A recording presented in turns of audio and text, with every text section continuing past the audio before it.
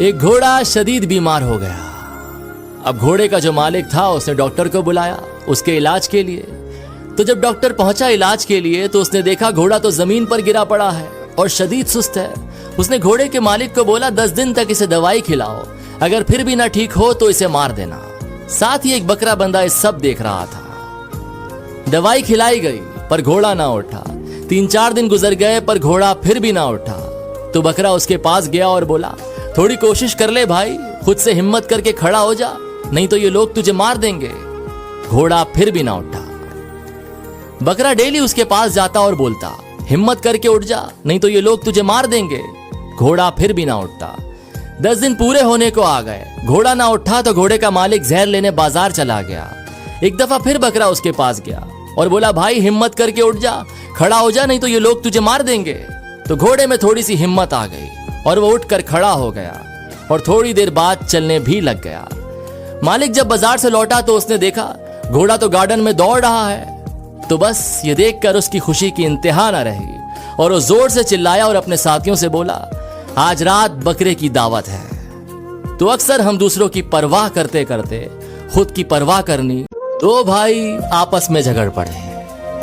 साथ ही उनके पापा खड़े सब देख रहे थे और जोर जोर से हंसते चले जा रहे थे। अब झगड़ा किस बात पर हो रहा था? 4 बेडरूम के मकान को लेकर प्रॉपर्टी का मसला था। बाप को हंसता देखकर दोनों भाइयों से रहा नहीं गया और बोले पापा आपको क्या हुआ, हम लड़ रहे हैं और आप हंस रहे हो।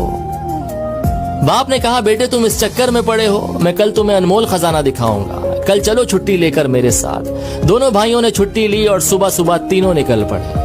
एक बस में चढ़े तो 2 ही सीट खाली थी। अब जाने वाले 3 थे, 10 घंटे का रास्ता था। कभी एक भाई पापा के साथ बैठ जाता, दूसरा खड़ा हो जाता, तो कभी दूसरा बैठ जाता, पहला वाला खड़ा हो जाता और इसी तरह सारे रास्ते एडजस्ट करते हुए चले गए। गांव पहुंचे तो पापा उन्हें एक पुरानी हवेली पर ले गए। देखा तो हवेली खंडर हो चुकी थी, कबूतरों ने घोंसले बना लिए थे, झाड़ियां उगाई थी। ये देखकर पापा इमोशनल हो गए, रोते चले जा रहे थे और उनसे कहते चले जा रहे थे कि देख रहे हो हवेली, इस हवेली में तुम्हारा बचपन बीता है। इस हवेली के लिए मैंने अपने बड़े भाई से लड़ाई लड़ी, एक दूसरे को मरने मारने पर उतर आए थे, जैसे कल तुम लड़ रहे थे।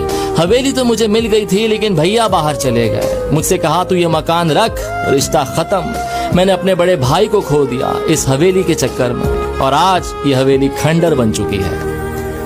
तुम दोनों इसी तरह लड़ते रहे तो मकान तो खंडर हो जाएगा लेकिन रिश्ते हमेशा के लिए खत्म हो जाएंगे। जिस बस की सीट पर बैठकर आए हो क्या वो जिंदगी भर के लिए तुम्हारी हो सकती है? तो बेटों ने कहा नहीं, क्या बात कर रहे हैं, बस में तो सवारी बदलती रहती है। तो बाप ने कहा बस यही लाइफ है, सवारी बदलती रहेगी। जो चीज थोड़ी सी देर के लिए मिली है उसके लिए झगड़ना बंद करो।